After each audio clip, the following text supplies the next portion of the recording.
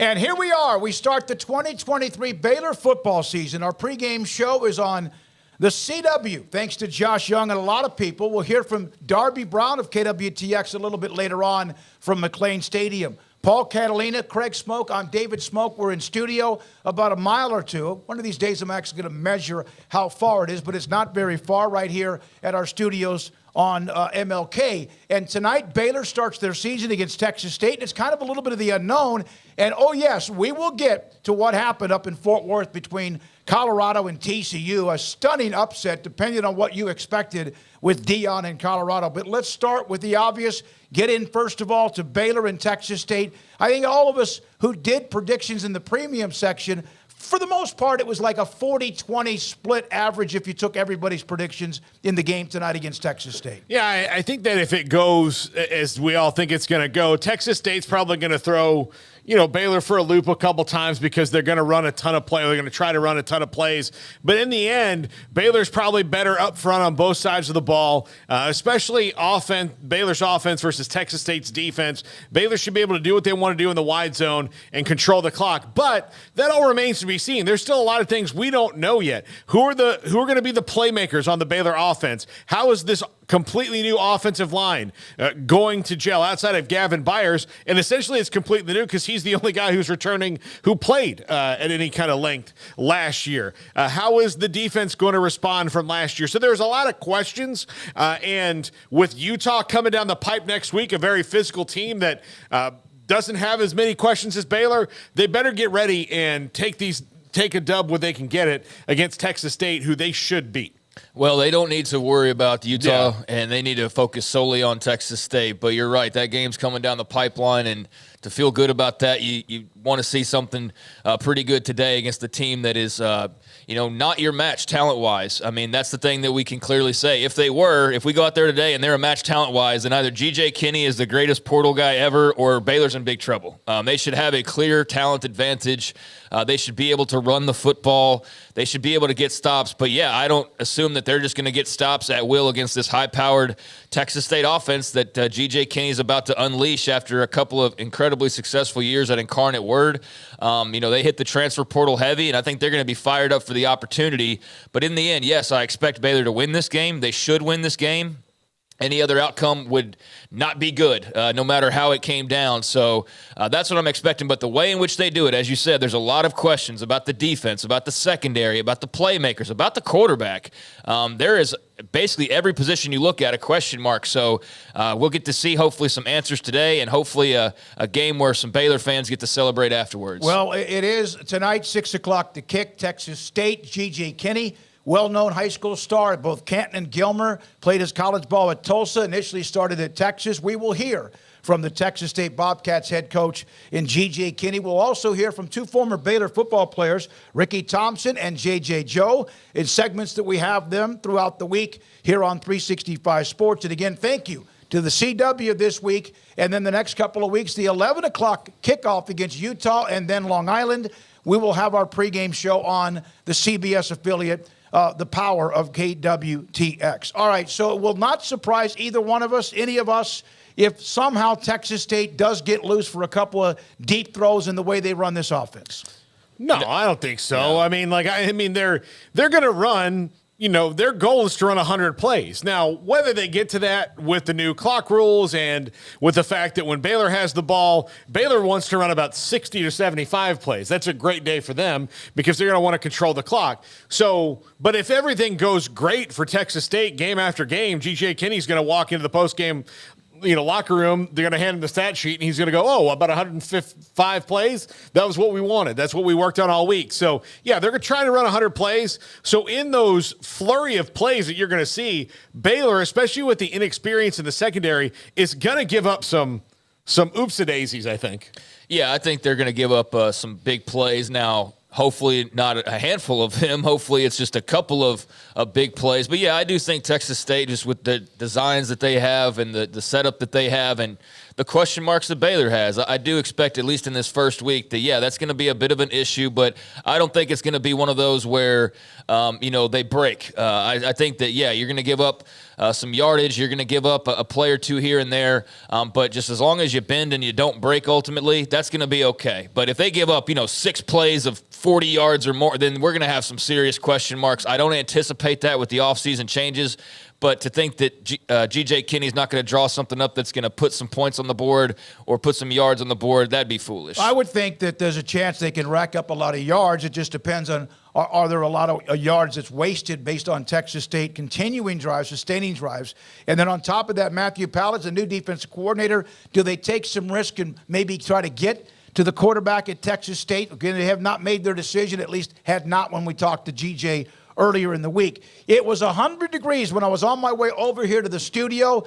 Oh, shocking. It's hot in Texas. Darby Brown of KWTX is at McLean Stadium and joins us a couple of different times today and throughout the year during the pregame. Darby, I know this is not breaking news, but the heat is there. Well, anything early on, the atmosphere, the first game, the tailgating, all that combined?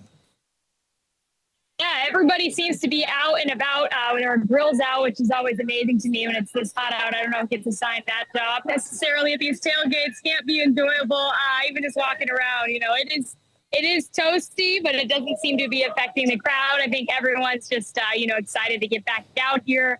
It's good. Just pulling into the parking lot, you start to feel the energy of a new season, and it's a good feeling to be back out here. Darby, what is your biggest question you'd like to see answered game one for Baylor?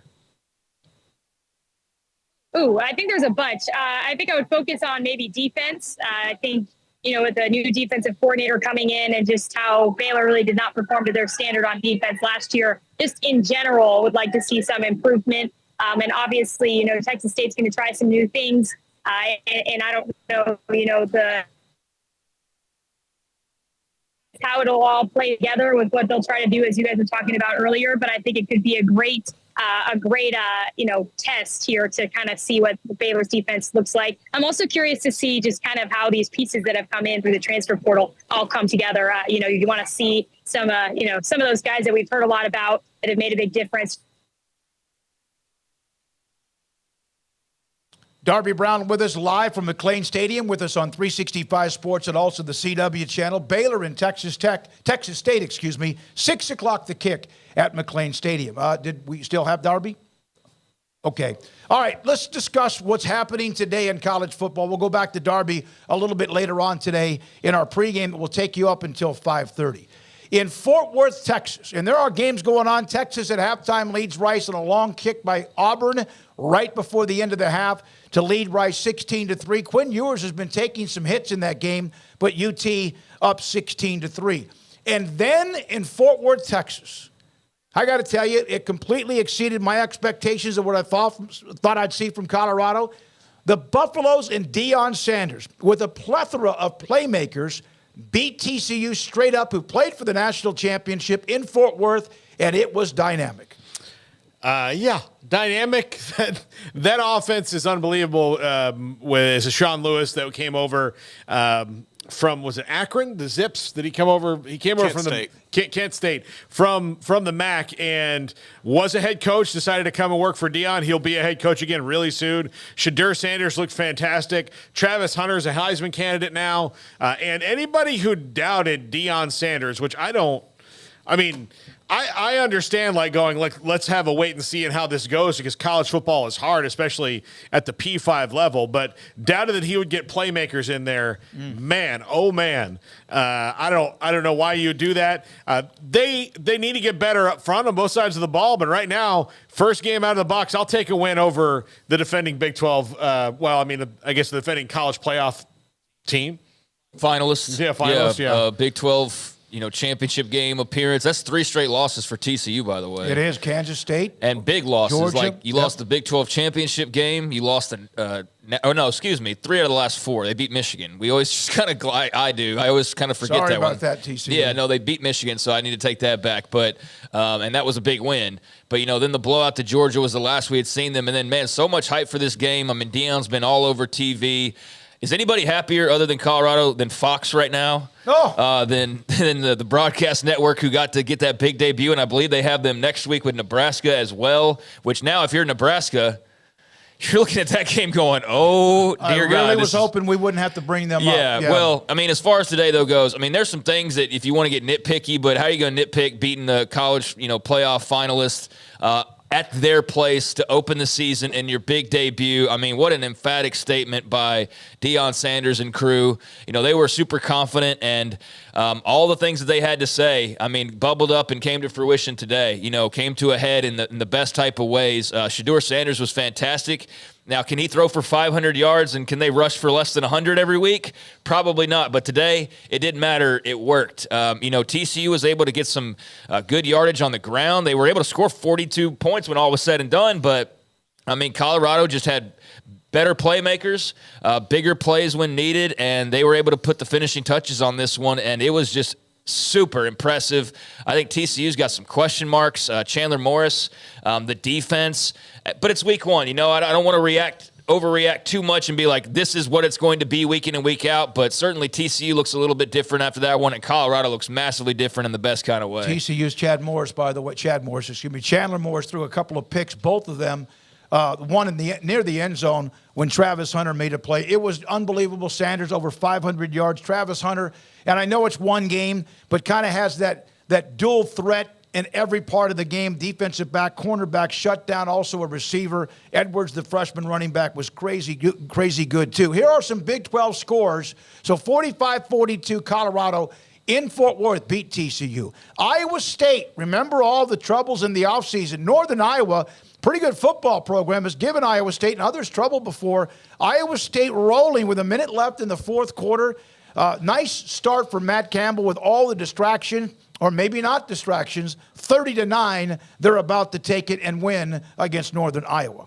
Texas, I mentioned, halftime 16-3 leading Rice. Cincinnati at halftime blowing out Eastern Kentucky 42-7. And then last night, Kansas, without Jalen Daniels, won their opening game against Missouri State 48-17. And on Thursday night, UCF pounded Kent State 56-6. And Oklahoma 73-0. And I mean, like, what did you say? They played with their food last year, Paul? Yeah, I think, and Craig, you can speak more articulately to this than I can, but Oklahoma last year in the transition year didn't have games like this where they didn't play with their food. It was just kind of like what's going to happen. But to go out, I know it's Arkansas State and that no one should be, shocked that they won the game. But to go out and do it exactly how you wanted to do it shows growth to me.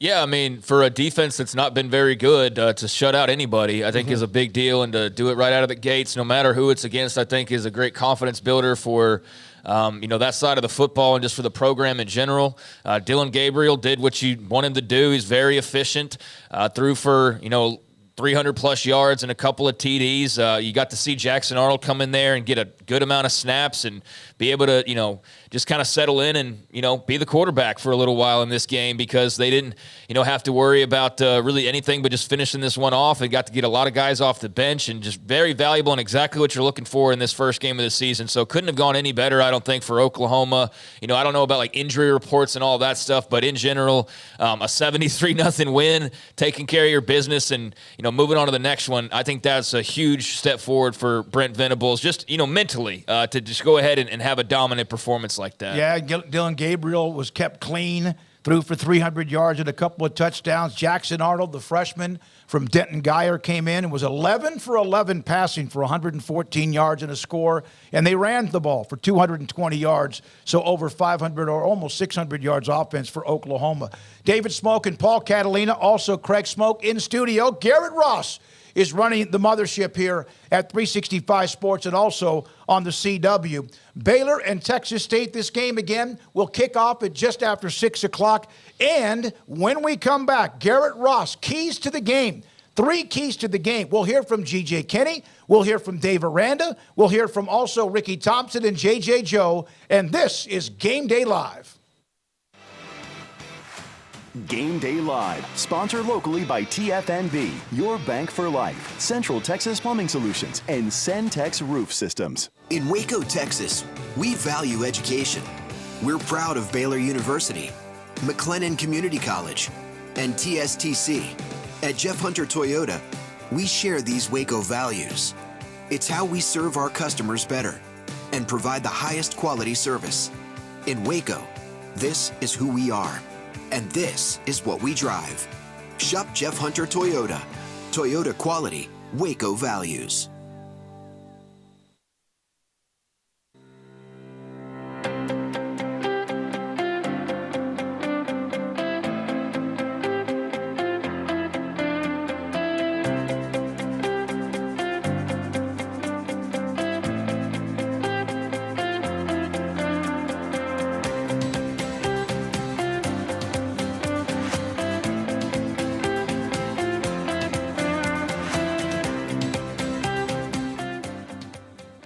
I'm Carol Weaver, your Central Texas mattress expert at Waco Mattress Center, serving all of Central Texas with top-rated brands like Sealy Posturepedic, Stearns & Foster, and the best-selling Tempur-Pedic. We have over 60 models on our floor with same-day delivery available. We make it easy to choose a great night's sleep. You'll be glad you came to Waco Mattress Center. We will not be undersold, and you will get world-class service. I'm Carol Weaver. Thank you for your business and keeping it local. Game Day Live, sponsored locally by TFNB, your bank for life, Central Texas Plumbing Solutions, and Centex Roof Systems.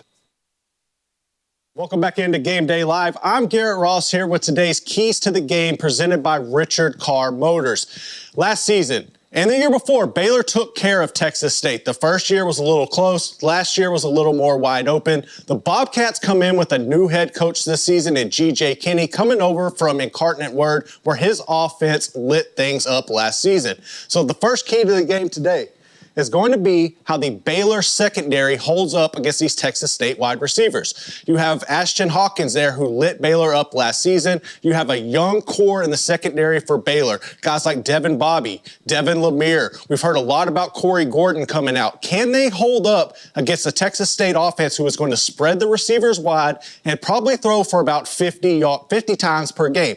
That is going to be an intriguing matchup that we need to keep an eye on.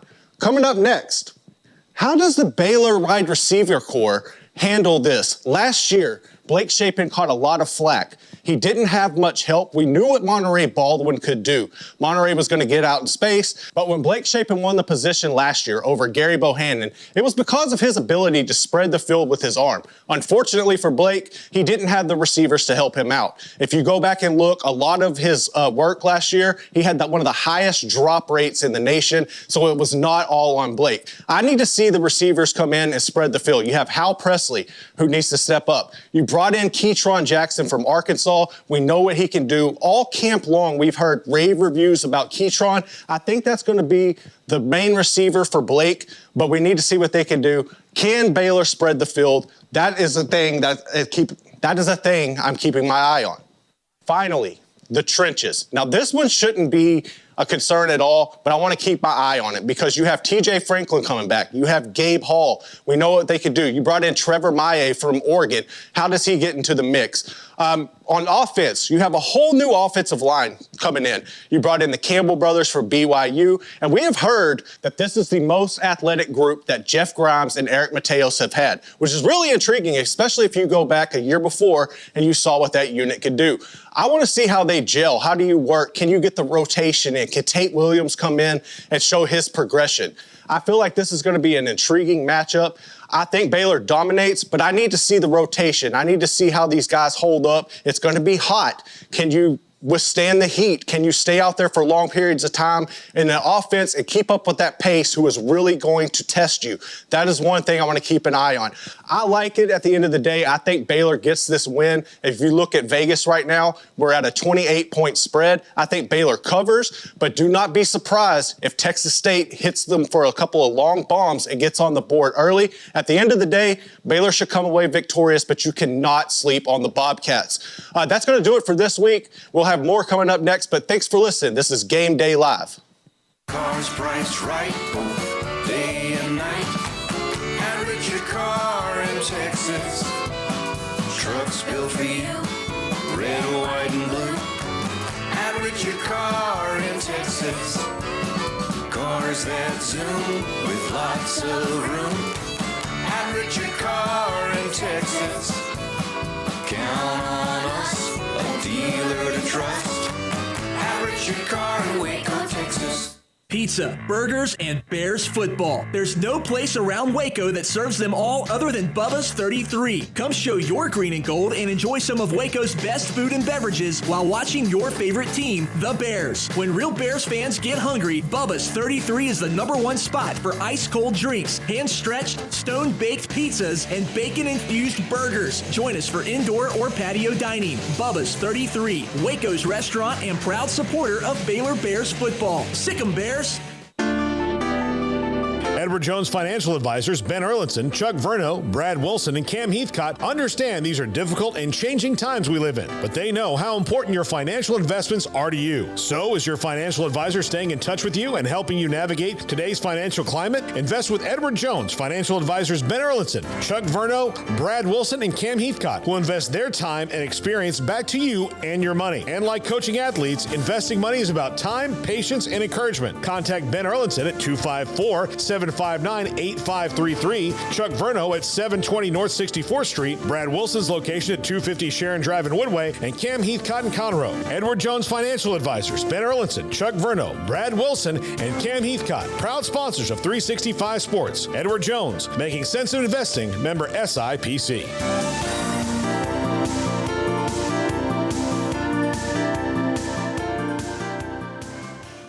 After my first car accident, I feared the biggest damage would be to my wallet. I expected a mountain of bills and a long, drawn-out process. But my Texas Farm Bureau insurance agent was there when I needed her and helped me get back on my feet and in my car in no time. Instead of a hassle, I got reassurance and a quick recovery. Stop by and see our agents at one of our 3 McLennan County locations. Coverage and discounts are subject to qualifications and policy terms and may vary by situation. TFNB Your Bank for Life is the official local bank of Baylor Athletics. Find out why more Central Texas are making TFNB their bank for life. Sign up for our Edge checking and savings accounts to earn interest or cash back. With 5 convenient locations and an award-winning mobile app, banking has never been easier. TFNB Your Bank for Life. Member FDIC.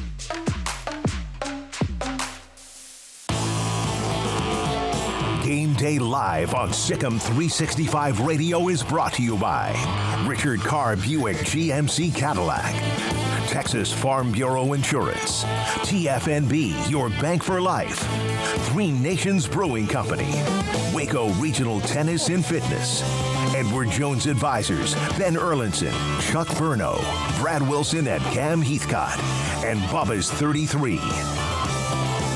Game Day Live, we're in studio just off of MLK and just a very short drive to McLean Stadium for tonight's game, Texas State and Baylor. One quick note outside of football, Baylor men's basketball, they schedule really good people. They added Tom Izzo and Michigan State. They've played before. They will play them in December. Mid-December is yet another one of those non-conference games to get them ready for what is the, I use that word, sledgehammer in basketball when it comes to the Big 12. So that game, December the 16th, Michigan State now on Scott Drew's non-conference schedule. We're in studio live. Craig Smoak, Paul Catalina. I'm David Smoak. Paul, we've discussed the young secondary. We've discussed other parts of this team. What is maybe something that is under the radar that you might think worked for Baylor in a player or a position or maybe part of the game? I am very curious to see Mike Smith. I mean, we interviewed him at Big 12 Media Days, and he has been talked up by Dave Aranda. And Dave Aranda is not a single anybody out and talked him up kind of a guy. Not that he doesn't, it's person over player, so it's all that, kind of overarching stuff. But he has been, without prompting, very enthusiastic about Mike Smith. And this is a guy who coached guys like Devin White. And when Dave Aranda tells me a linebacker is going to be pretty good, I kind of tend to trust him. So I'm very curious to see, because when you have a guy like Mike Smith who is kind of in the Datwin, Eddie Lackey, Sam Mills, smaller linebacker, but somehow his nose is in the middle of every play mode. That can really change the attitude and overall success of a defense, just because you've got a little engine that won't stop and can make plays and if you don't have a Mike Smith, some of those 4-yard runs are 8-yard runs, right? But Mike Smith tackles them at 4 yards, and now you've got third down and medium instead of third down and short. Those are the things I think can maybe change the fortunes of this Baylor defense this year. Yeah, I mean, there's a ton of things, but I'm very curious to see some of the new transfers like Keytron Jackson. How does he help grow this wide receiver room that was pretty non-existent last year in many ways. And Mike Smith's another one on his side of the football and with his group. And Dom Richardson at running back, like how does he help alleviate some of the pressure from Richard Reese? So the transfers are definitely going to be interesting, but I think as far as like something that's not maybe being talked about as much as the lines. I mean, they replaced a lot off last year's D-line. They replaced a lot off last year's O-line, and there's not a lot of familiarity there, more so on the D-line than there is the O-line, but there are still plenty of questions on both sides, and they too have been, aided by transfers. You got the Barrington brothers over on the O-line. You've got Trevin Maya and Justin Sambu over on the defensive line, and I'm just very curious, if they can't, help dictate the game in some ways up front against Texas State, all due respect, then either Texas State has one of the most surprisingly, great line units on either side, or that's a big question mark now for Baylor that you start to worry about a little bit more after just one game because they're not the biggest team, and so I think they're going speed more than strength, but how fast are they? What is this defense going to look like stacked up to the Big 12 offenses it's going to be facing? What's this O-line looking like compared to the big D-lines that they'll be facing throughout the year? So I think up front there should be some strengths, but I do think there are question marks, at least entering this first game, about how either side will look. I want to see pressure on the quarterback. It's something that last year we kept expecting. Very occasionally, it just because you're spoiled from what happened with Petrie and Bernard and others the year before. Can they put pressure? Now, again, there's going to be a lot of slip screens and a lot of those quick outs or whatever that they're going to try to run, but put some pressure on the quarterback. And remember, they can run. And so you got to be careful. Two different type of personalities for Texas State, whatever they do at the quarterback position. When we come back, we have Ricky Thompson, former Baylor wide receiver and sideline reporter. We'll hear again from Darby Brown later on in the pregame from McLean Stadium, kickoff at just after 6. Here's our conversation with Baylor sideline radio reporter and former wide receiver Ricky Thompson. Ricky Thompson joins us. Baylor opens with Texas State. We'll get to that in a moment. We have discussed Baylor football with Ricky the last couple of weeks and also many times in the past. Ricky, this first game right out of the box for Baylor is interesting in that Texas State new coaching staff, as new of a roster as you can possibly ever imagine with all the transfers that they have in there. It's unbelievable what they've got. But system-wise, this is going to be an interesting test for the Baylor defense in that I would say maybe the weakness or the biggest question mark on the team is going to be their defensive backs. And this is an offense that, even though it's new, G.J. Kinney's going to throw the ball 50 or 60 times on Saturday. Yeah, and he's going to do it in, 100-degree weather. Yeah. So this will be a test. We've seen that old Bryles offense just wear teams to the point where the defense couldn't even stand up by the middle of the third quarter. So I do think this is a real test. And the unknown here is you've got, 22 new starters, something like that. How do you really know what this team is? They're either going to be really good or they're going to be a mess. And obviously they've obtained what they believe is quite a bit of talent. And this scheme that we've seen before can make some average talent look pretty darn good. So I think this is a bigger test than some of us may in Bear Country may think. Dallas Baker enters his second year as wide receivers coach. There's been rave reviews from Arand and others about the relationships that he's built in that time and just, the person to person and how well liked he is in that room, Ricky. But we know what a struggle it was for a bunch of young and inexperienced guys last year. There's a few now that have been in the flames, but they're going to have to go even deeper.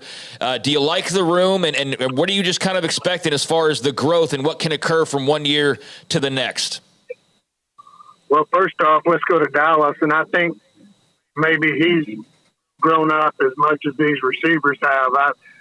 He wasn't the most experienced guy, but really talented in the way that he dealt with these players, and I think that relationship is one that has been built over time.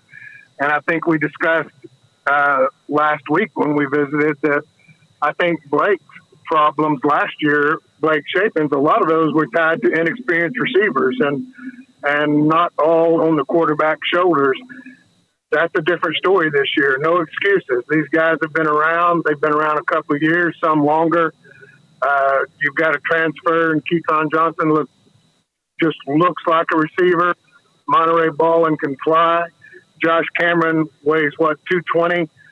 And then backups galore. Hal Presley, Amari Winfield. This is a group that should be talented, but they've got to do it on Saturday, Craig. They've got to show they can make the plays on Saturday. You do that a couple of times, and, man, that really affects the confidence of your quarterback. You know, some of these guys have flashed at times certain plays, Presley or whoever, Cameron, whoever. But what does that do when you don't just do it once? Do you gain confidence like playing in golf when you hit the green a couple of times when you've been struggling doing that? Is that too simple? No, it's not. It's not that simple. I can think, let's go back last year. Monterey has the incredible catch and run against Oklahoma State for the touchdown. Hal Presley makes a play in the corner of the end zone in Lubbock against Tech. One of the best plays I've ever seen. But then you don't repeat it. You don't see it again and again and again. So I think that's very important that you build some consistency. And the other thing that does, it builds confidence between a quarterback and a receiver that I can let this ball go because I know where Hal Presley's going to be. If we run this route, I know where he's going, and I know which shoulder I need to throw it off of to hit him right between the numbers. And that makes a huge difference, Smokey. It really does. Ricky, was that the kind of receiver you were? You know what? I could catch it and I could run. I don't know what kind of receiver I was. There was an occasion in the huddle where I just said, "Throw me the dang ball." So, not worded exactly like that, but you know what? I think that's what you want out of those guys. Get somebody in the huddle that says it's third down. Just throw me the dang ball and we'll get the first down.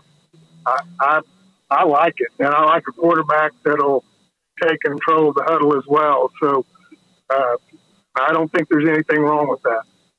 How much of a godsend is it to have Dominic Richardson in that running back room right now? Not only to have experience, to have further depth, but also to have a guy that can go back and forth with the Richard Reese, play off of one another, but to have an option outside of what Reese had to do, kind of getting thrown to the wolves as a freshman last year. Craig, I tell you what, if those two guys stay healthy, I think it could be the best duo in the league. I really do. I just think that even before we knew we were going to lose a back to a suspension for the year, I thought those two guys were the guys. I think that's even more important now. We'll see who develops as that third back. Looks more and more like it may be a freshman, one of the two. But if those two stay healthy, that's going to be a tough duo to stop because you can always have somebody fresh. And I think both those guys are a threat to take it to the house.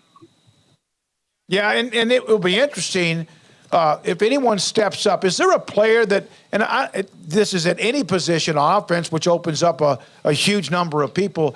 Ricky, is there a player that you just see is on the edge of breaking out? I really want to say that's Blake Shapen. And okay. I'll tell you why. I've seen Blake at times when we'll go back to the Big 12 championship game. Those first 17 throws he made before he got hurt were not just decent throws. There were 5 or 6 of those that were throws other quarterbacks can't make. Blake's got really good footwork. He's got a great delivery on the ball. He's got a quick arm. He's got everything a quarterback can have to be really, really good, I think, except the confidence of doing it consistently. And I just think that he is the guy that can really have that breakout season. I tell you what, if he does, that could be the difference between 6 wins and 9 or 10. It could be that big a difference if he steps up. Aranda, first year, 2-7 COVID. Next year, they came out of nowhere. As you mentioned, they were really good at the end, 12-2. Then last year, they finished poorly, 6-7. I know that the standard is this is not going to be a roller coaster program. Mac Rhodes doesn't want that. Dave Aranda doesn't want that. Nobody does if they're a Baylor fan. But how critical with Utah and Texas, with all due respect to Texas State and anyone else, that those two games are in the first month of the year to set the tone for the rest of the year. How critical is it that they get back to a bowl game with more than just a 6-6 record? I think it is absolutely critical. I think Dave Aranda knows that. We know Mac Rhodes knows it. Dave has not tried to hide from that fact either. You talk to him, Smoak, as much as anybody, and I think he understands that that's where this program needs to be. And you think of the scheduling, you hit those two teams in the first 4 games, and then what, game 5, is that at UCF? Which is going to be their first Big 12 game ever. That's a pretty tough 5-game stretch when you stick those 3 in there. And I think we got to come out of there 4-1 or so, 3-2 at the worst, and really we need 4-1 out of it. So we're going to find out real quickly how good this team is, and I don't have any question they're going to be better. But scheduling-wise, obviously our advantage to get Utah at home in the heat. Texas will be used to the heat just like we are. So the game right now that's critical to me is Utah. Thank you for your time, Ricky. We appreciate you. Ricky Thompson, Baylor radio sideline reporter, former Baylor wide receiver, played with Washington in the NFL. One of his good friends is Joe Theismann, and also a part of our sponsorship of Alliance Bank in the Waco area. We appreciate him. Central Texas Plumbing Solution is the team you can count on to go the extra mile and resolve your plumbing problems quickly and thoroughly, getting it done right the first time. So when you need some help before the big game, call Central Texas Plumbing Solutions. So before I came to Dr. Thrasher, my teeth were awful. They were ugly, they were yellow, they just looked nasty. I came here and Dr. Thrasher fixed them. They're gorgeous. I love to smile in my pictures and show them off to everybody. I just love them. Well, I feel terrific. I mean, it's what I live for in dentistry, is to be able to have an impact on somebody's life, to make their life better. Helping those who help others. For 10 years, that's been the mission for Charity Champions, a program designed by TFNB Your Bank for Life to support nonprofits in Central Texas. Champions are nominated by the public and selected by TFNB staff to receive a marketing awareness campaign, promotional videos, and leadership development training from local consulting firm 360 Solutions. Join us in celebrating our 10-year anniversary. To learn more about our 57 champions and how to get involved yourself, visit charitychampions.org. Central Texas Plumbing Solution is the team you can count on to go the extra mile and resolve your plumbing problems quickly and thoroughly, getting it done right the first time. So when you need some help before the big game, call Central Texas Plumbing Solutions.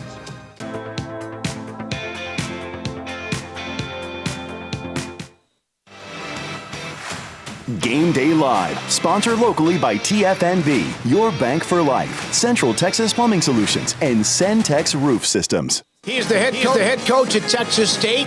They play Saturday in Waco, McLean Stadium, against Dave Aranda and Baylor. G.J. Kinney, Texas State head coach with Paul Catalina, Craig, and David Smoak. GJ, young man, and I always will refer to you as young man. Thanks for your time. How are you, where are you on the timeline of where you need to be from when you took over to the August workouts to a game week? Yeah, I think, these guys, obviously we recruited them and did the summer workouts with them, did a little vacation, came back for fall camp, had a good fall camp, and I think now they're probably ready to hit someone besides their teammates. You have a team that is loaded with transfers, guys that are new. You're new.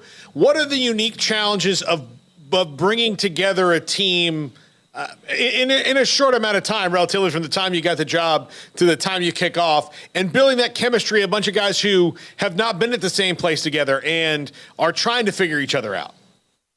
Yeah, I think the chemistry part has gone really well. I think guys are, playing for each other, and they're starting to, figure that out. It's just, we had that first fall practice, and it was like, man, these guys have never practiced. A lot of these guys have never even practiced with us before. So it was a situation where we had to, teach them how we practice, and then obviously you had to teach them the scheme and all that kind of stuff. So, it is a unique challenge going into week one. Obviously, playing an opponent like Baylor is probably not ideal, but it's it is what it is, and our coaches have done a great job, and our players are up for the challenge.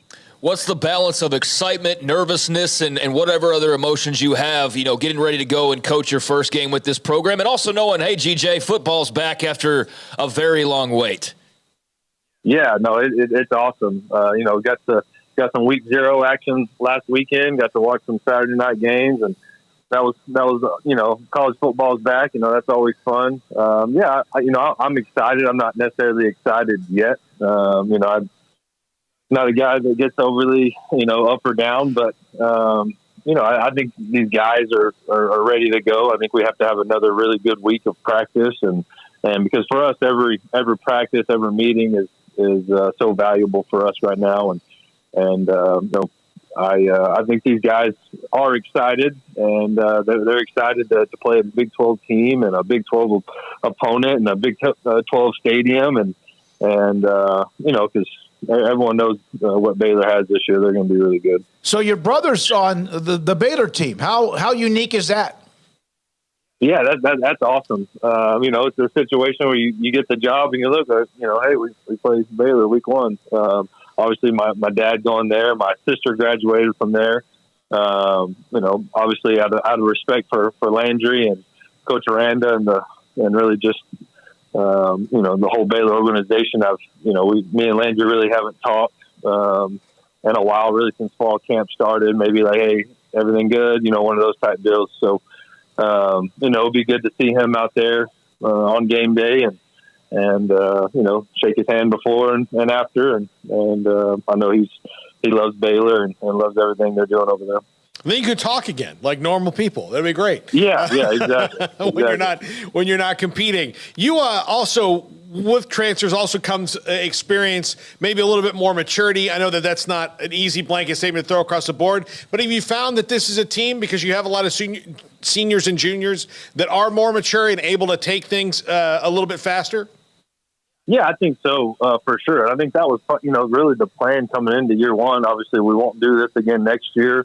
Since I've gotten the job, I've talked about recruiting Texas High School, and that's what we're going to do. And we've already got, a bunch of commits already for this next class. But, I just thought for us, when I got the job, you lost a lot of guys to graduation. You lost a lot of key quality players to the portal that ended up leaving before, really I was announced. So, I think, I do not enjoy losing. So I wanted to get as many good players as possible and really get this momentum going and get some quality players in here. And I think with the type of scheme we run on offense and defense, we were able to, and really Texas State, the location, all that, you're able to attract some really good players. And you, like you said, some experienced players as well. That was kind of one thing I learned last year when I was at UIW and, previously at UCF, when this portal can be a little challenging. And for me, I'm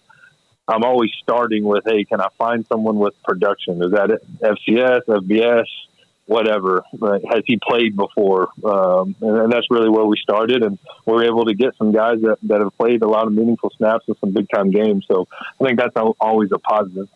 GJ, you had one of the country's best offenses at any level in college football last year, the top offense, the FBS, FCS level. You've been a lot of different places, and I'd imagine had a lot of different influences. How would you best describe, the GJ Kinney, Texas State-led offense, and what were maybe some of the big, moments or influences along the way that helped develop that to what it's becoming now? Yeah, I think I get a lot of credit. I think we have a really good staff as well, and they do a really good job. Mac Liflitz, our OC, and Jordan Shoemaker, our O-line coach, run game coordinator, Will Bryan, Eric Stevens, Craig Stutzman. We got some really good coaches, and we got Lindsey Scott now on the staff over here. That was my quarterback last year at UIW. So got a bunch of really good coaches. But I think for me, it really starts obviously with my dad and he got that job at Canton, going over there and running a spread offense. That was kind of my first introduction to it. And then going to play for Jeff, learning kind of a new spread, Jeff Traylor, and now at UTSA. And then, I played for Gus Malzahn, Mike Norvell, Chad Morris. And then you go to the NFL with Chip Kelly and Ryan Day was with me in 15 and a bunch of really good coaches. Doug Peterson, back when we coached in 2019, I was on his staff. So just a bunch of really good coaches that I probably just picked up some stuff here and there from all of them. And then even coaches that, didn't even teach me. A lot of the stuff that we do on offense right now is when I went back to UCF in 2021 with Gus. Dylan Gabriel was our quarterback, and Josh Heupel had been the head coach at UCF previously. And so Gus told me, hey, get in there and figure out what Dylan is comfortable with, and we're going to run some of that stuff. So I went in there with Dylan and Daryl Wyatt and sat in there and learned a lot of this vertical choice, wide split stuff, and really fell in love with it. And then thought, hey, if I ever get the opportunity to really do this is what we're going to do. And me and Coach Leftwich last year kind of sat down and combined a lot of the stuff that they had done previously at UIW and the stuff that I wanted to do offensively with the wide splits and a lot of Gus's run game, and kind of built something that we were really proud of last year and hope to continue here at Texas State. How often do the names you just mentioned that have been a part of your career and you with them and vice versa, playing or coaching with them, how often do you guys trade texts? Do you have time for that once the season begins? Yeah, I would say, off season more with the NFL guys. And then, I still speak with Gus quite often, Coach Traylor quite often. Obviously my dad, Chad Morris, talked to him a couple of times. Todd Graham, talked to him a couple of times. So yeah, Norvell, more about recruiting probably. So we still keep in touch. I would say I talk to Jeff and Gus the most though. All right. You mentioned how wide open you are, and a lot of times people think of that just as hair on fire, and it is, but the running game is critical, spreading the wide receivers as far as you can. I remember when Briles did that about a decade ago. But now you have this new clock. Did you pay much attention? It doesn't seem like there are as many plays in a game based on the new rules. Is that something that you've kind of had any focus on?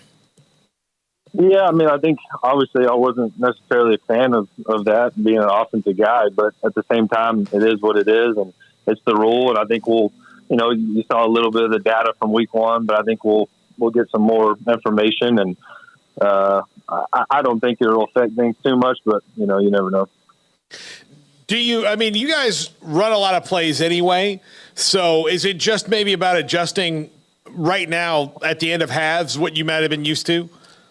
Yeah. I think I would say so. Like I said, I think the more data we get, the more games you kind of play under this new clock management deal and clock rules, that you'll get a better feel for it. Not too different from like an NFL either with the way the clock goes. So we'll get some more information and go with it. So, GJ, obviously Baylor had some changes this year on defense and, a couple of different coaching staff changes as well, but particularly the shift to Matthew Powledge from last year and bringing him back into the fold. How does that kind of change things? You go watch Oregon tape, you watch old Baylor tape, I would imagine as well, but just kind of what do you see in general when you look at this Baylor team that's very much trying to, flip the script from a year ago? Yeah, I think you watch a little bit of everything. It's always one of the first game. I've been part of staff that hardly watch anything because you don't want to, get too schemy for a team. You don't really know what they're going to do. And then I've been part of staffs where you're watching, 6 years worth of tape and you're going out there and you don't really know what they're going to do still at the end of it. So I think for us, obviously we've exhausted the tape and done as much research as possible. But I think for us, with so many new guys, is really focusing on our execution and giving them, the adequate looks. But I think it's more about us than kind of what is being presented. You played the quarterback position. Would you rather know now if you were the starter or not, because I traded a text with you earlier. You have some tremendous talent in that quarterback room, and you haven't yet made that decision. Is that just playing a little bit of games, or is you just don't know? I think probably a little bit of both. We'll probably tell those guys before we play. But those guys will get the reps that they need throughout the week to go out there and perform at a high level and kind of see what happens and see who goes out there. I think for us, it's just there's so much newness, and year one, you want to make sure you got the right guy. All right, buddy. Thank you for your time, GJ. Always remember Canton Gilmer at Trinity Mother Frances Rose Stadium when you guys shocked the world, and yet it really wasn't an upset because you were that good. Thanks for your time. Good luck. We'll see you this weekend. Appreciate you. Thank you. GJ Kinney, head football coach at Texas State. Game Day Live, sponsored locally by TFNB, your bank for life, Central Texas Plumbing Solutions, and Centex Roof Systems. When the sun rises over Central Texas, we know there's work to be done. So if you need to dig, haul, cut, lift, mow, or anything in between, your local Bobcat dealers in Waco and Temple have all the equipment you'll need to get the job done right. We sell, we rent, and we've got parts and service to keep you up and running, no matter where the job takes you. There's work to do. Let's get it done.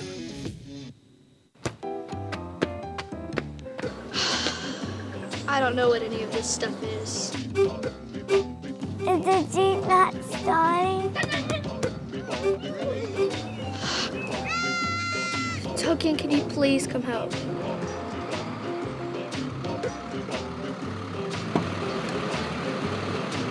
Y'all call for a tow? Yes. Y'all call for a tow? Yes. Call Tow King 24 hours a day for all your emergency roadside needs. When the sun rises over Central Texas, we know there's work to be done. So if you need to dig, haul, cut, lift, mow, or anything in between, your local Bobcat dealers in Waco and Temple have all the equipment you'll need to get the job done right. We sell, we rent, and we've got parts and service to keep you up and running, no matter where the job takes you. There's work to do. Let's get it done. Game Day Live, sponsored locally by TFNB, your bank for life, Central Texas Plumbing Solutions, and Centex Roof Systems. We're back, Game Day Live, inside of our studios at 365 Sports, and also, of course, appreciate the fact we're right there in the middle of it on the CW channel as well. Texas just scored, starting to blow open against Rice. It was 16-3 at the half. They have so many weapons, and they're showing them off in the second half. 30-3, Texas now with 5 minutes, 30 seconds to go in that game in the third quarter down in Austin. Iowa State, we mentioned them earlier. They, again, had all the distractions you could imagine. Well, they're winning. They end up winning, Matt Campbell, their opening game, beating Northern Iowa in a game that at times has been dicey. Not today, because Iowa State rolls today to open up their season with a nice win. They end up winning 30-9 over Northern Iowa. Games tonight, including Baylor and Texas State. Texas Tech at Wyoming late at 6:30. Sam Houston State, Brigham Young. It's a 9:15 Central start. That's on FS1. Penn State, West Virginia. 6:30 tonight on NBC. Oklahoma State at home against Central Arkansas. Houston and UTSA kick the same time that Baylor and Texas State kick, and Kansas State tonight, the defending champions, at home against Southeast Missouri State. Cincinnati rolling third quarter over Eastern Kentucky, 45-10. Yeah, I'm looking forward to the Penn State West Virginia. I'm very curious to see what Neil Brown is able to scrape together. I'm excited to see the Penn State team, honestly, that people think is going to maybe get them out of. They've been kind of in neutral the last couple of years with their new quarterback Drew Aller, who was highly recruited. Noah Singleton, you saw the running back. He's played a lot last year. They've got some transfer wide receivers on offense should be pretty good. And, there was really never, the defense has not been a problem under James Franklin. But, if not for Iowa, I think a lot of times last year before they kind of got going, people would have said, hey, let's go to Penn State. Yeah. Mm-hmm. Well, TCU Colorado was the game of the day, I think, nationally. And certainly right now in the Big 12, everything else has been pretty much a blowout. But, yeah, tonight there's a couple of games with UTSA and Houston that I think everybody's going to have eyes on, and that could, be a potential upset for the Roadrunners. I mean, that's a very good program that Jeff Traylor has. Houston will be in those Love You Blue alternate uniforms, so that's going to be, fun to see, just that atmosphere. That ought to be one heck of a game. And then, West Virginia, Penn State. I mean, Penn State's favored by 3 touchdowns. It's in Happy Valley, and there's a lot of just pessimism about West Virginia and Neil Brown, and if he'll even make it to the end of the year, particularly with their first month schedule, where they could be 1-3 and really struggling before hitting Big 12 play. So tonight will be big for them to just come out and show what they've got and show how they stack up with the Penn State. But, I'm looking forward to those 2 games. And, other than, again, TCU, everybody else in the conference has handled their business pretty easily, looking at the scores. All right, thank you to Cougar Tracks, Kim Coulter, Clint Moses, J-Rod, Buckshot said good afternoon, David, Paul, and Craig. Good to have you, Clint Moses. On with us, also many others, some of the Bobby B. So appreciate those of you who have been on the chat room today. The United Drills of America, Colorado thoughts, very impressive. Impressive because I really wondered about what they would have on either line, offense or defensive line. They held up well. TCU ran for nearly 275 yards, but they held well. They put pressure on Chandler Morris enough to where he was uncomfortable. The offensive line gave Sanders plenty of time. He doesn't need much, and if there was any pressure, he's just got that quick twitch and was able to do what he wanted to do. Yeah, I think their fronts are good enough to get them by in most games. I think where the test will be, as it goes down the line in the season to see if they're ready for it. They're at the skill positions. They're fantastic. I mean, as long as Travis Hunter's healthy on both sides of the ball, they've got a guy who can make game-changing plays at the drop of a hat. Look, They took Alton McCaskill off of Houston's roster, essentially, and that dude didn't even really play today. I don't know how many carries he had, Craig, if any at all. I don't think he played. Yeah, I don't know if he played. And they, Dylan Edwards, who's a true freshman, was absolutely electric. I think it was a little pass out in the flat, down the sidelines, and he did that little weak gimp leg, whatever it was, jab step, and just buckled the knees of a defensive back who slowed down, and he just went right by him like he was standing still. Yeah, I mean, Alton McCaskill didn't play. He's still getting healthy. But to think that they did what they did, 500 yards passing, and just the offense in general scoring the way that it did, and you don't have Alton McCaskill, that's pretty scary. And you're going to get him back at some point. Dion has said that they're just slowly bringing him back from injury. So that's scary if you're a team that has to play them soon. They also didn't have Cormani McClain, to my knowledge, that is one of their big, huge gets as well on the defensive side. So, that's another 5-star corner that's going to be lining up for the Buffs too. So, yeah, I mean, they're talented as all get out. They, went to the portal and did what they had to do, and he told everybody the reasoning why, and then I think he just turned around today and said, see? And, and shut a lot of people up. But, I mean, look, it's Week 1, but you couldn't have scripted it any better. You couldn't have shut up people in any more of an emphatic way than you did, beating the team that you did at their place, the way that you did it, just how impressive it was. I mean, high marks across the board. And, man, the hype train is going to be unbelievable for them moving forward, and it's not going to slow down because next week's Nebraska. So that'll be a huge game again that's marquee for them to show off what they've got. And they hate each other, and Nebraska – that will be interesting. Their defense was good Thursday night, but not much else. They just cannot win games. Katie Rader, nice to have you on the show. Good luck to Tech tonight. A perfect cracker. Boomer, we'll see. Also, a couple of others that dropped in with us again today. A musical psychosis joined us as well. Appreciate you being a part of the chat room along with many others. Chris Cobb, appreciate you. And again, when we come back, we'll have more. Dave Aranda on his football team. Also, J.J. Joe on Baylor in the opening game. He's the color analyst for Baylor Radio. And this is 365 Sports and the CW. Waco Regional Tennis and Fitness on Lakeshore Drive is a premier elite life-changing experience where you can change your mind, body, and soul. Waco Regional Tennis and Fitness offers over 40 group exercise classes every week, including boot camp, indoor cycling, bar, silver sneakers, and more. If you haven't been to Waco Regional Tennis and Fitness lately, you're missing out on the improvements. New flooring in the weight room floor and locker rooms, new paint and mirrors added to the weight room and group exercise room, and many new machines have been added and arriving constantly on the weight room floor. New free weights, weight machines, TRX, rowing machines, stationary bikes, new treadmills, new ellipticals on the spacious weight room floor. Personal training with Christy London, Randall Corley, Alex Box, and welcome to Nathan Roach, where you will be encouraged and motivated to grow. A kids club included with your membership, plus sauna, whirlpool, and tanning bed.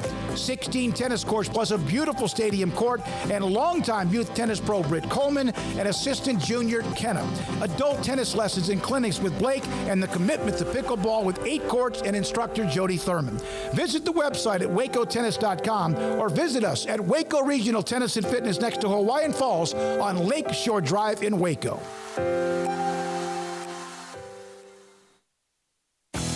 Three Nations Brewing Company has 16 different beers on draft with a new beer every Friday. It also offers 2 air-conditioned tap rooms, a large indoor beer hall, a second-floor mezzanine offering a great overview of the brewing company and equipment and patio where you can relax under the shade. Plus, you can now experience the new Three Nations Beer Garden Grill on our shaded patio. Grab a cold beer and enjoy a bite from our freshly prepared and delicious menu. Street tacos, quesadillas, freshly cooked burgers and dogs, and veggie burgers too. Nachos and so much more, all prepared and cooked on site. So come visit the award-winning Three Nations Brewing Company on East Vandergrift off I-35 in Carrollton.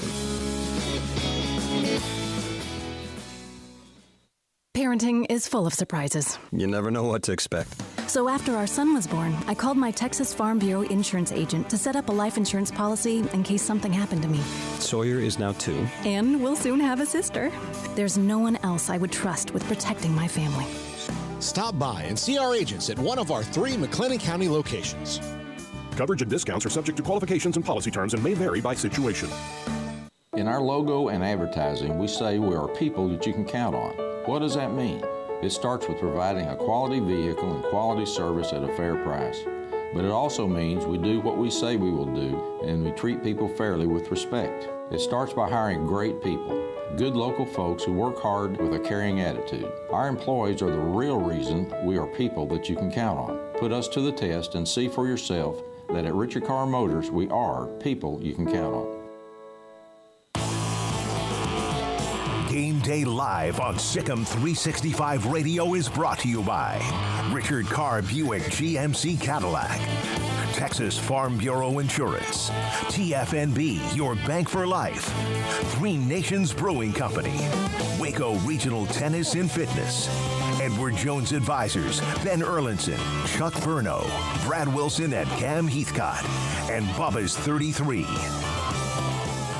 We're back, Game Day Live right here on 365 Sports and the CW. Richard Carr, Richard Goff, Lance Aldridge. We appreciate them with Richard Carr Motors. Now, hey, before we get to that, I have to mention one thing. So this is the first time I've noticed it on the Texas broadcast on Fox. They just showed Arch Manning, and he does, like in his shoulder pads next to all the guys who are 22 and 23, look like he's 15. I mean, he really does. He looks like his dad, like a lot like his dad. I really haven't seen much of. I just saw the cut to the sideline. They had him as they're probably waiting for a possibility if he comes in or if it's Malik Murphy, if they have anything. But looks it's 30 like young to 3 Sheldon. Texas. That's what 3 he looks minutes like left compared to everybody in the third quarter. So Dave Aranda, 2-7 COVID year, then 12-2 and win not only the Big 12 but also the Sugar Bowl last year. A team that just kind of blew a tire at midway through the season at the end, and they just couldn't get out of their own way. So what do they have this year?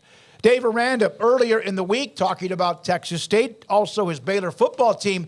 And one thing that could be interesting today with the high-flying attack of what Texas State does with G.J. Kinney and Baylor and their wide zone running attack is how does that affect, and what are his thoughts about the new clock rules?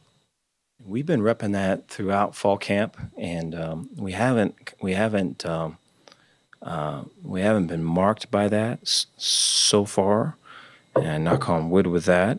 But there has been at times it's quick, and a lot of times it's it's the huddle calls that get it. I think when teams are going fast, I think it lends to going fast. I think when you kind of go slow and you huddle and you break, that's a whole other thing. And so I think we still are huddling and we do all that, but the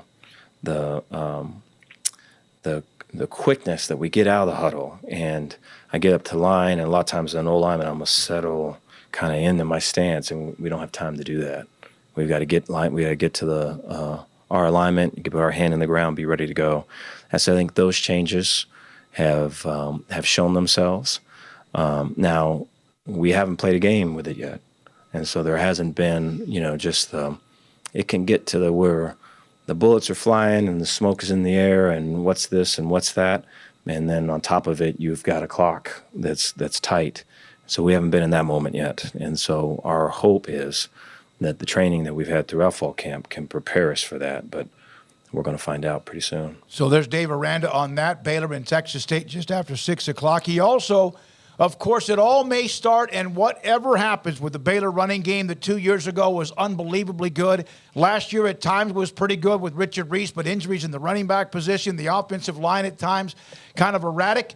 So what do they do, the offensive line, with both the Barrington brothers, who are now a part of the team who came in from Brigham Young, and Aranda, on where it all begins up front with Baylor's offensive line? They've improved throughout. Every week they've improved. And I think there's some still improving to do. I think their ceiling is very high. Their athleticism is very high.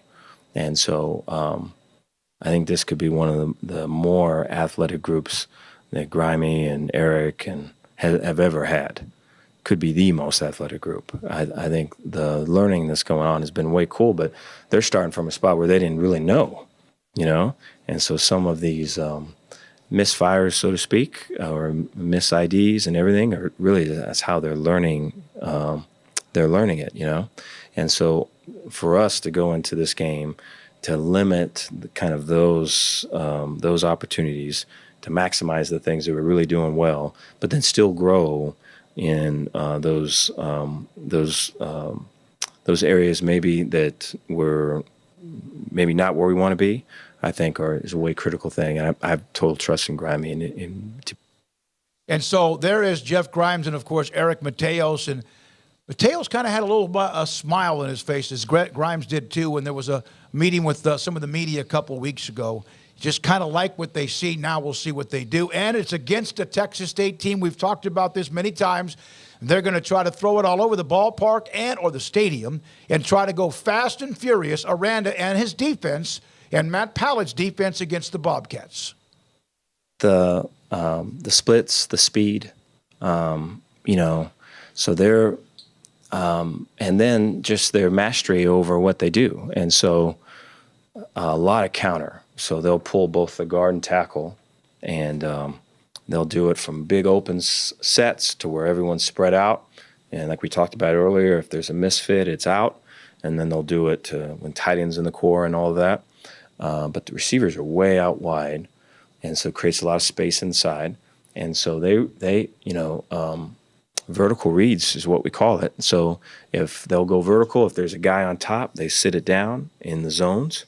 If there's not a guy on top, they'll take the top off. And that's the majority of what they do. And they do it really fast, and they do it well. And there's a confidence, and it allows guys athleticism to kind of take over. Yeah. And so those things just jump off the tape when you see it. Dave Aranda, Baylor, Texas State, just after 6 o'clock. We're taking you up until 5:30, 365 Sports in the CW. And when we come back, Baylor radio color analyst and former quarterback J.J. Joe on what he expects, and a lot of it, about Blake Shapen. This is Game Day Live. Central Texas Plumbing Solution is the team you can count on to go the extra mile and resolve your plumbing problems quickly and thoroughly, getting it done right the first time. So when you need some help before the big game, call Central Texas Plumbing Solutions. Shelley's business needs to be more efficient, and she heard hybrid meeting would help. She called Asbel Electronics, and we took her vision and created a space that was easy to use and maximize live interaction in the office while fully interacting with customers and remote workers. Pastor Dave wanted to live stream his Sunday services, so he called Asbel Electronics. We implemented technologies that brought the in-church experience to the living room while minimizing volunteers' workflow. Let us make your vision come true. Contact Asbel Electronics for all your professional audio-visual needs. At Dr. Smiley, you're always our top priority. Dr. Lee, Dr. Lim, and the friendly staff are committed to delivering exceptional and professional care in general, family, cosmetic, and emergency dental services. Get $2,699 implant, abutment, crown, 3D CBCT scan, and consultation with IV sedation available. Dr. Smiley accepts Medicaid and most dental insurance. Call Dr. Smiley today at 254-732-2606 and book your appointment now. Central Texas Plumbing Solution is the team you can count on to go the extra mile and resolve your plumbing problems quickly and thoroughly, getting it done right the first time. So when you need some help before the big game, call Central Texas Plumbing Solutions. Watch KWTX Weekend Mornings on News 10. Game Day Live, sponsored locally by TFNB, your bank for life, Central Texas Plumbing Solutions, and Centex Roof Systems. JJ Joe drops in. He wrote a piece that's on 365 or Sikkim365.com in the premium section. And JJ, it's game week. What is the first week like, no matter if you're someone who has not had many starts at quarterback or someone who's a seasoned veteran? You know, it's like getting ready for the race when you're in your neighborhood and you guys always would line up and who's the fastest. It's that first game, a lot of anxiety, a lot of anxiousness, and a lot of anticipation because you've been hitting each other and, just going against your teammates for the last month. And it's just great to, get prepared for another season. You got fans in the stands. So it's a lot of anxiousness. And it's interesting because this year we have a lot of new faces and sometimes you just don't know how they're going to perform until those lights come on, and they try to simulate it with scrimmages and all that, but nothing like Saturday afternoon, hopefully a Saturday evening most of the time during September out there on the gridiron. How will you know that Blake Shapen has taken a step forward after game one? I don't. It just really depends on how this game goes. GJ is in his first year out there at Texas State. And, they'll be amped up, but you figure they'll have a little bit of a transition period, just getting used to him. So you hope that helps, Baylor and works in our favor. But for Blake, really, it's the first game, I think, is really just him getting his feet back under him and doing the small things, right? Just leading the team, taking what's there, making sure that, his team, which should be superior, should be now, doesn't mean you win, to Texas State, that you go out and get the W and you play a clean game. So I don't think this game, outside of, just hopefully keeping him healthy and having him maybe get a little connection with those receivers, would be good to see that. But as I mentioned last week, the beginning of the story with Blake will really start the following week. JJ, I'm not sure how much football you got to watch over the weekend, but for what you did you have any thoughts coming out of it on the clock changes, or are you going to be like I think a couple of us said, and we need to see a bit more this weekend with a full array of games? Yeah, I got to see more now. Unfortunately, I didn't get to see any ball this weekend, man. That's bad to say for a color guy, but I had a good friend. His mom passed away, man, and it was East Texas, so I had to make the jaunt out that way Saturday. But I think those clock changes, it's really going to change in the halves. I know it's still pretty much the same as stop when I think it goes out of bounds at the end of halves in the game, but it's going to shorten the game a little bit, make it a little tighter, and coaches have to coach differently. I'm really interested to see how coaches adjust. Yeah, and I reeled off the number of plays that of 4 or 5 games, and they were mainly from 58 plays to around 75. There was one team that had 83 plays. I don't even know what the average is. I know that some have wanted to get to 90 or 100 because of the style of play. Is there a chance if Baylor gets their wide zone running like it did 2 years ago, it could milk away about an entire quarter the way that things are set up? No, yeah, I think for a team like that Coach Aranda has and the scheme with Grimes and those guys, I think it helps. I mean, if you can kind of get your game going, they want to run the ball. They want to really, really stress your defense and then take some opportunities in the passing game. So, yes, if you get in a game against a strong running team, oh, man, you start getting anxious. And you can tell what will happen is defensively, I think you'll see defensive coordinators maybe start taking a few more chances earlier because they know, that clock just isn't stopping. I get first down. It's still rolling. So it'll make a difference. It'll be interesting to see over the course of the season kind of how things hash out. JJ, how many times do you think in your career did you run 75 or more plays in a game? Oh, man, maybe twice a year, maybe once or twice a year. And those were typically going to be in blowouts where we really were killing the team and we were just running on them. I know SMU we actually ran the ball 90 times one time. We didn't throw a pass. So it probably was a total. It was less than 10, easy. Our whole deal was to control the clock. We felt like if you got to 24 with our style of offense, you should win a really high percentage of your game. So this new advent of offense, man, it's like basketball on turf. What was the offseason change, whether it be personnel, roster flipping over as it does even more so than ever these days, a coaching change? Just what was the biggest change that Dave Aranda had this offseason that excites you the most heading into this season? I'm always interested to see, you had a team that went to two, I talked about this last week, 2 championship games in the span of 3 years. And for the most part, I know he made some changes in his coaching staff, had a few holdovers.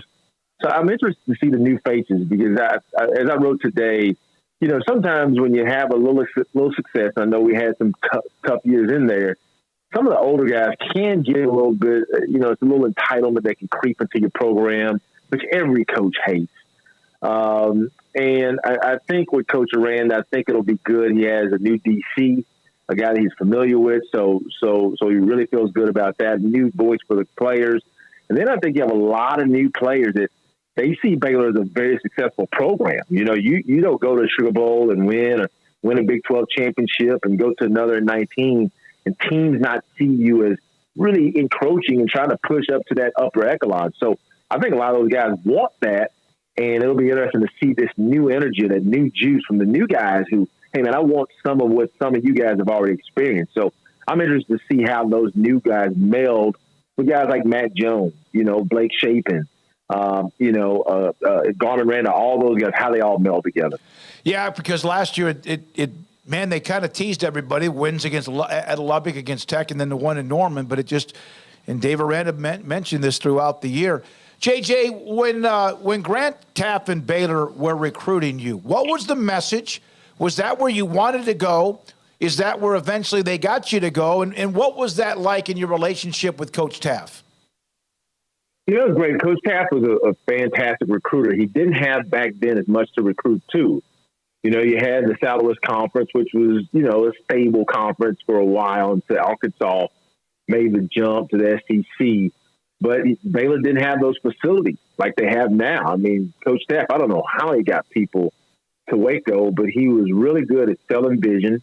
He was really good at showing that he could develop guys and put them in the NFL. He was really good at letting you know that you do. I mean, the person over player deal, that's not new. It's just the tagline is new, but Coach Taff really cared about his players as young men. And that he used to preach that to us all the time. So I think Coach Taff's sincerity to the parents and to the players eventually won out. In addition, he did find a way to win some big games. Didn't probably win as much as he wanted to, but based on the resources he had a really, really successful run. JJ, thank you. Look forward to it. We'll have evidence Saturday evening, Texas State, Baylor. Ought to be interesting with what G.J. Kinney runs on offense and what Baylor's trying to do to bounce back. We appreciate your time. Can't wait to see you. Thank you, guys. Thank you, J.J. Joe, former Baylor quarterback and also the color analyst on Baylor Radio. Game Day Live, sponsored locally by TFNB, your bank for life, Central Texas Plumbing Solutions, and Centex Roof Systems. I've known Tony now for about 9 years, which is about the time I've been a minister here at the Church of Christ in Groesbeck. I've known his son for a while, but I did not know his son was now moving into the business with him. And it was great interacting with him He's a young man, and he's going to do his dad proud with this business. This is just a great roof. It's going to do us good for a long time. And we're glad to have Syntex Roof Systems involved in making this possible for us. God bless Texas. Home Place Interiors. From designer drapes to custom total installation, quality area rugs to a wide selection of floor covering, Home Place Interiors has you covered. With over 40 years of experience, you can trust John Proctor and his knowledgeable staff to help you with your next home project. Home Place Interiors, where we do business the old-fashioned way, on a handshake. Helping those who help others. For 10 years, that's been the mission for Charity Champions, a program designed by TFNB Your Bank for Life to support nonprofits in Central Texas. Champions are nominated by the public and selected by TFNB staff to receive a marketing awareness campaign, promotional videos, and leadership development training from local consulting firm 360 Solutions. Join us in celebrating our 10-year anniversary. To learn more about our 57 champions and how to get involved yourself, visit charitychampions.org. Game Day Live, sponsored locally by TFNB, Your Bank for Life, Central Texas Plumbing Solutions, and Centex Roof Systems. By the way, TFNB, Your Bank for Life, Jason Lavender, we appreciate him for sponsoring who we are, 365 Sports, and obviously with Game Day Live, also with the support. Cincinnati, 59-10, early fourth against Eastern Kentucky. Texas, 37-3. Malik Murphy has come in, and he does look like a freak as far as his body. His arm looks good. As Texas is rolling past Rice, they kind of just took over that game in the third quarter. Those are the games in the Big 12 that are currently underway. And, of course, there are the games tonight. Baylor, Texas State. Kansas State at home against Southeast Missouri State. The UTSA Houston game on FS1 at 6. Oklahoma State hosts Central Arkansas. Penn State, West Virginia. Wyoming, Texas Tech. That game up in Laramie. And Brigham Young, Sam Houston, very late tonight at 9:15. All right. We all do predictions on the premium section of Sikkim365.com. We put them all together. And then there's this big, long article about who says what. And I think I said this earlier, that if you took everybody's predictions, it's probably like 39 or 40-20, around that. There's some that had it 48-10 or 17. I said 37-20. I think that Texas State will have some opportunities to take advantage just because of their offense and the way they run it. Craig, your thought about this game, Texas State, Baylor, your predictions on it, and what you think. In the end, what are we saying after this game about the Baylor defense? Well, I think I went somewhere around 41-24. I think Texas State is going to be able to score points, but I don't think it's necessarily going to be like shot for shot and that the whole game, I think eventually Baylor does create some separation, is able to kind of lean and, tick some time away. But I think after this game, I think we're still having questions about the secondary. I think we're wondering one way or the other about the pressure they put on the quarterback as well. Those are the two main things that I'm thinking about when it comes to the defense's coverage. Yeah, I want to see them tackle well and do those types of things, but I feel like that's also something that you can, get better at. Whereas if you're not getting pressure against Texas State, that's not boding well for the rest of the year because you're going to play better offensive lines nearly every single week. So, yeah, that's absolutely where I'm looking, is pressure on the quarterback and then just coverage from the secondary and how many big plays do they give up. That's the big concern for me tonight. Paul, he mentioned what he thought, but I'm going to ask you a different question. What after tonight might be a surprise that maybe they are better than we think? Look, I think wide receiver might be a surprise that they might be better. I know that they've brought in different guys, but until you see it, but I'm optimistic on Keytron Jackson in particular. I think that he's someone who can probably make some big plays, and for this offense, I think that there's some things that we know, but I think that we'll be talking about that a little bit, and I think people might be surprised at Blake Shapen's growth a little bit. You still have to wait to see him. Blake Shapen's biggest mistakes came in crunch time last year, and so unless they're in that kind of situation today, you may not get to see that growth, but I do think you might be kind of happy with what you see from Blake Shapen. Do we see anything close early on with Richardson and also Reese and whatever else they do at running back, do we see an offensive line and a running game that just pounds a defense here? Better. I mean, because that's what they're hoping to do in the wide zone. So I do think that Richardson and Reese is a nice little 1-2 punch. However they want to, whatever you want to say, 1 and 2 are there. But I do think that kind of gets them back to that Abram Smith and Treston Ebner dynamic where they can maybe get you a couple of different ways, either pound on you or wear on you, or all of a sudden you have a guy who can dart and go 60 yards, and that's going to help the passing game. But yeah, I think today they'll be able to, especially now down the line when they've got to play Utah, Texas, teams like that, Kansas State, teams with really good fronts. Can they do that? That remains to be seen. Yeah, let me flip your question on you. What are you expecting them to do better than run the football? I think that they'll run the ball. Right. I think that whether it's where they were in 2021 remains to be seen, because that team at the end of the year was going to pummel people. Yeah, and I get why you're comparing it to 2021. I also think that was just such a wildly different team, in every way.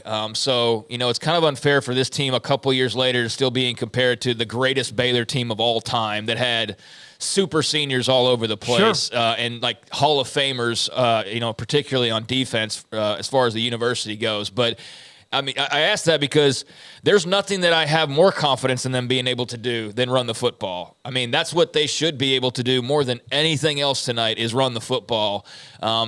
Passing with Blake Shapen, you can see where you're sort of like, I still don't know about him.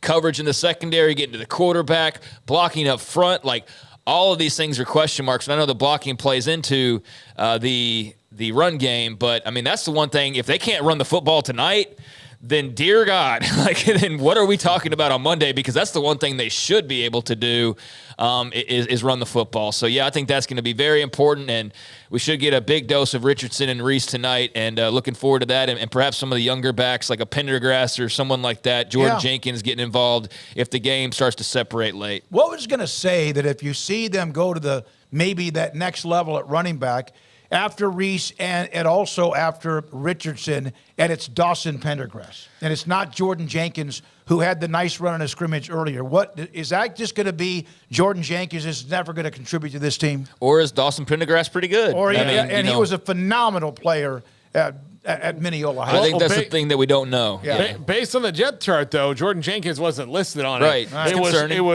It was kind of 1A, 1B with Reese and Richardson, and then Pendergrass and Bryson Washington were the other two listed. Yeah, Bryson Washington, the true freshman out of Franklin. By the way, some of you predictions, all Baylor, 34-20, 48-10. Paxton said, I think 34-10 or whatever the start. He said 34-20, 42-14, 34-9. And Texas wrapping up. Still a lot of time left, but rolling past Rice to help the Big 12 get a win, an expected win against Rice right now. Garrett Ross, thank you very much. We appreciate your time and what you did today. Garrett also debuted his keys to the game. Appreciate that. Brought to you by Richard Carr Motors. And now we have a game that you clear, you get rid of, and I know they can't think about Utah.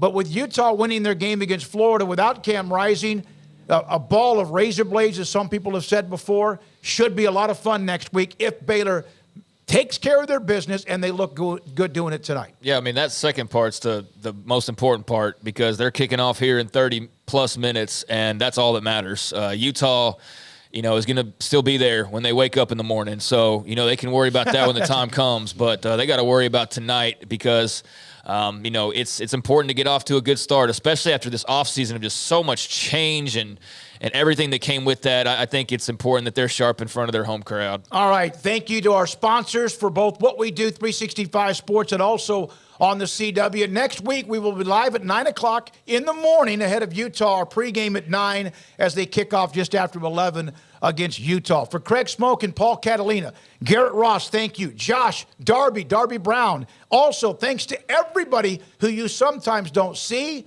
I'm David Smoak. This is Game Day Live. If you like saving money, you'll love Du Bois Furniture's Labor Day sale. It starts with savings of up to 60% off furniture store-wide. But that's not all. Save even more with secret in-store discounts or special financing now at Du Bois Furniture. Our children are the future, and that's why Garland Shelton Auto Group wants to give back to our teachers. So from today until September 9th, we'll be matching up to $10,000 of community contributions. To help ensure a bright future for our children, visit garlandshelton.com. Car wrecks can be scary. It can feel like the whole world is crashing down all around you. You have to get your car fixed, deal with expensive medical bills. Your life feels upside down.